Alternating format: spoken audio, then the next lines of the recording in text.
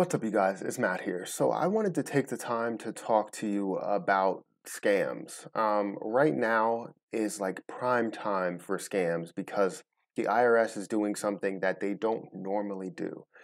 Send something in the mail, try and contact you. So with the whole stimulus checks that are going out and the physical checks that are going to be going out on the 24th, you need to make sure you are 100% prepared for anything that could come your way.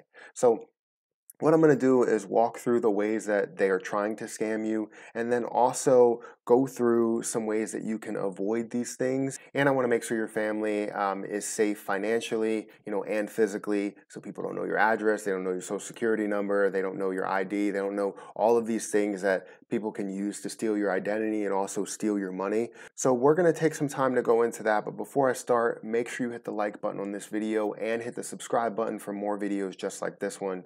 Remember that I do a giveaway every week, so make sure you check that video out in the cards, and then also stick around to the end to hear all about it. So scammers, these people are ridiculous. The way they target people, the way they target certain situations, and this is a prime time for scammers because the IRS is sending things to people. They're supposed to be sending checks to people, and I don't know why I put it in quotes because they're supposed to be sending checks to people, but these people that are scamming may end up getting that money from you somehow, or not even only getting the money from you, just getting your bank account information. So when you do deposit it, they can take it out right away. So look out for these people. But the way that they're sending scams are by email, by letters in the mail, by calls, by text, also by social media posts. I've seen some by social media posts, which is absolutely ridiculous. So a lot of people, from what I've been in contact with, have said, oh, I seen something on Facebook that I need to enter my information, and I'm like, don't do that. Don't do it. If you want to enter your information, don't click on the link. Type in, whatever the website is that you're going on. So if it's irs.gov, you type in irs.gov on your web browser and get to that locked, you'll see like a lock at the top to make sure that it's a secure website, that it's not something that's a scam. So I always like to tell people, hey, look out for all of these things, whether it's by email, by letter, by call, by text, by social media post, by all of these things, look out for them. So from what I've heard, I've read some articles that they're actually using the IRS logo and they're looking like really official. It's not anything that's, you can tell. If you put one IRS logo next to the other one, you're not going to tell the difference. Or if you put one letter next to the other one, you're not going to really tell the difference because IRS doesn't reach out to you often, but when they do, obviously scammers try to mock and mimic and copy everything that's on that page just so they get everything 100% right, so somebody will fall for it. So what can you do to really protect yourself when it comes to this? So one thing you could do, like I said, you need to type in the website, type in the number. If you need to call the IRS, if you need to go on the website, then you just type in what you have to type in and then you go from there. It makes it very simple for you to understand, you're going to a secure website if you're physically going there. If somebody calls you, you don't really know if it's secure. You don't know that number. It could be a restricted number and you think it's the IRS and it's like, oh, you know what? I should give my information to this person. No, you want to say, okay, I understand. Can I give you guys a call back? And then if they give you the number, you compare it to the actual IRS number. Then you call the IRS to make sure that's not a scam.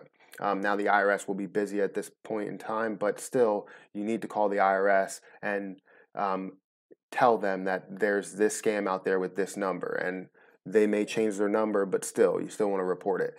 Another thing that you could do is you can understand what information will be a red flag. The IRS is not going to ask you for your social security number over the phone. They're not going to ask you for personal information over the phone.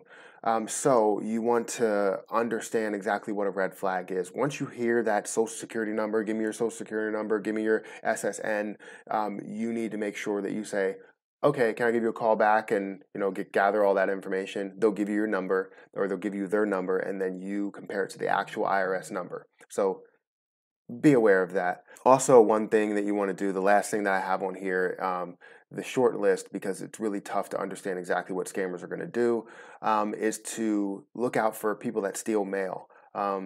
If you have like a mailbox, like, if you have a PO box, then it's different. But if you have a regular mailbox, there are so many people that try and steal mail and get, credit cards that are out of the mail. They get checks that are out of the mail. They get so much information from you out of the mail, and it's not good for them to be able to have that. So just look out for these scammers. I really want to make sure that everybody is safe, everybody gets their money, because right now we're in a crisis, and it will suck if somebody really needs their money and they get it stolen in the mail, or they get their identity stolen, and then they're dealing with another issue on top of the issue of not being able to pay bills. So I just wanted to keep you guys aware, keep you guys in tune to all of this information that's going out. There's tons of articles on it, so make sure you look at those articles.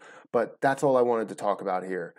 Make sure you hit the like button on this video. Make sure you hit the subscribe button. And I do a giveaway every single week. I give away 2 Amazon gift cards at the end of the week. And all you have to do in order to enter that giveaway is comment on this video, like this video, and be subscribed to both of my YouTube channels.